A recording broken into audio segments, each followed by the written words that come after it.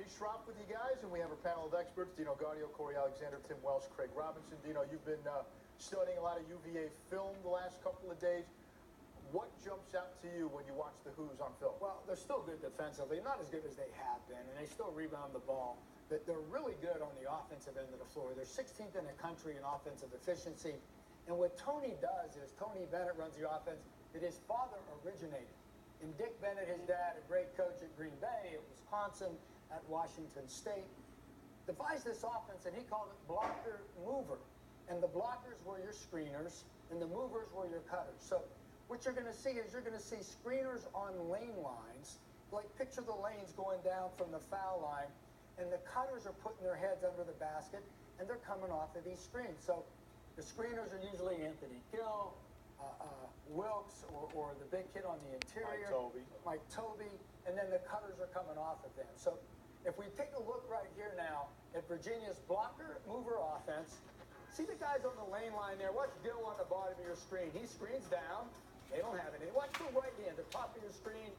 The pin-down screen for Brogdon creates space, and then the jump shot. Now, when you're guarding Malcolm Brogdon, you got to decide, well, am I going to shortcut the screen, or am I top of the screen again? Watch Brogdon.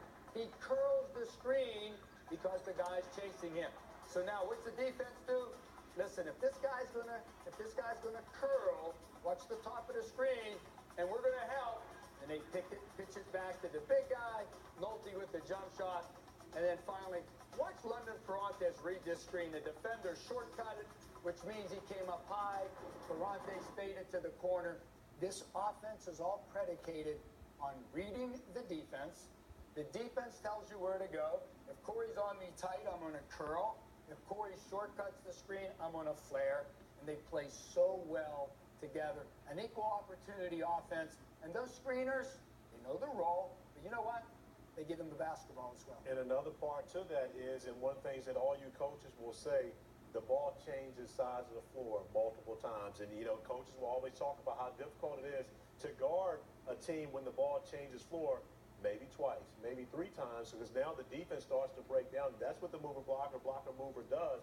It makes the ball change sides of the floor, but it makes guys have to pay attention because Virginia's not going to shoot the ball within really the first 20 seconds of the shot clock. Regardless of the change, the 5 seconds off, they're still going to play the same way, and they're going to make you play defense for 20-plus seconds and wait to see if you'll make a mistake when they're on offense. And let's dumb it down for the guys that play on Saturday morning in the old adult league. Basically what it is, it's 3-on-3 basketball on one side of the floor and 2-on-2 on the other side of the floor. But like Corey says, you have to reverse the floor or else the defense will just sag in and you will not be able to run that stuff on ball side.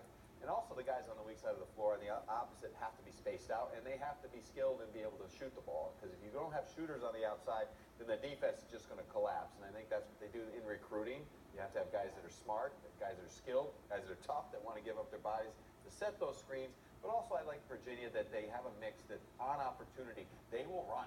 They will run the ball up and push it down your throat and shoot the threes in transition. But they're good decision makers. If they don't have it, they'll pull it out and run the stuff. And Dino, what would you do? What would they do if you started switching those screens? How do you?